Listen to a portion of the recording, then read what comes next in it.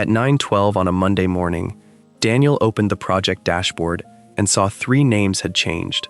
The healthcare rollout he had managed for 14 months now belonged to Evan, the new hire Daniel had spent 6 weeks training. 2 smaller client projects had moved too. No one had warned him. Daniel assumed it was a mistake. Evan had joined as an implementation specialist, the same role Daniel had held for 4 years.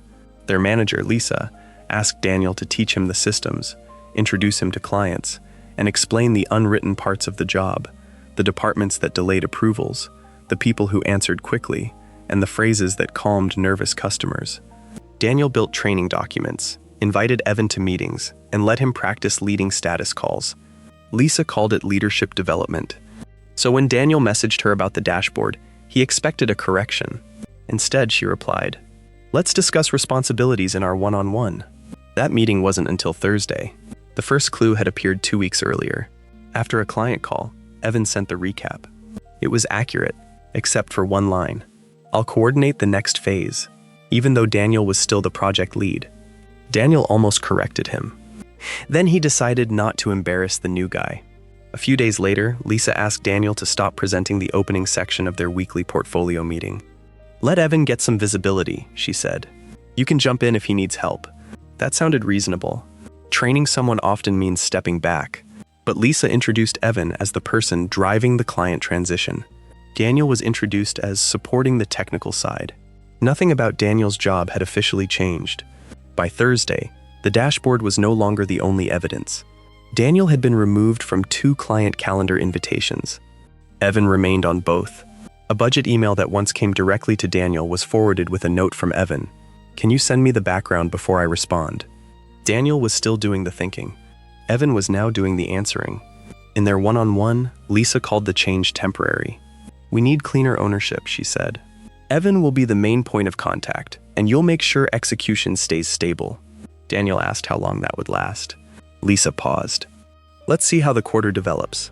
That answer mattered because the company had recently announced a restructuring. Leadership wanted fewer people overlapping on the same work. Research on role ambiguity has found that when responsibilities and evaluation standards become unclear, engagement can suffer rather than improve. Daniel checked the shared project plan. Evan's name appeared beside client strategy, milestones, and executive updates. Daniel's appeared beside documentation, troubleshooting, and onboarding support. Evan had inherited the visible decisions. Daniel had inherited the work that prevented those decisions from failing. Then the stakes changed. During a department meeting, Lisa announced that one employee would soon be promoted to senior implementation lead. The person would be evaluated on client ownership, cross-functional coordination, and executive communication. Those were the exact responsibilities Daniel had just lost. After the meeting, he asked Lisa whether he was still being considered. "You're extremely valuable where you are," she said. "The team depends on your depth." It sounded like praise, but the compliment had a boundary hidden inside it. Daniel was valuable because he could train people, rescue projects, and preserve knowledge. Promoting him would create a gap management didn't want to solve. The reversal arrived in a slide deck Daniel received by accident. A director attached it to a broad planning email. One page showed the proposed team structure. Beside Evan's name, portfolio ownership and leadership pipeline. Beside Daniel's, process continuity and new hire enablement. The projects had not been reassigned because Evan proved he could manage them after training. The training itself had been the transition plan. That didn't mean Evan had plotted against him. Evan accepted the responsibilities Lisa gave him. Lisa also faced a real problem. She needed someone to maintain the systems and someone to represent the work upward. She chose the easiest arrangement. Daniel's reliability made him the safer person to keep behind the scenes. But no one had named that arrangement honestly. Daniel didn't accuse Evan or send an angry message. He wrote a calm recap to Lisa. He listed the projects he had led, the responsibilities that changed, and the promotion criteria announced in the meeting. Then he asked 3 direct questions. Was his role being permanently changed?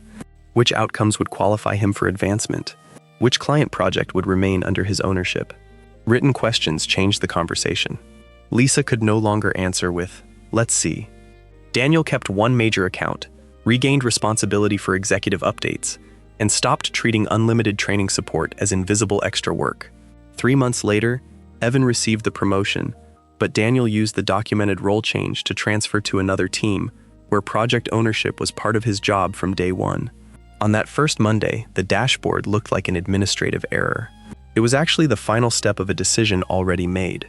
Have you ever trained someone and then watched your responsibilities move to them? What was the first concrete clue that your role was changing?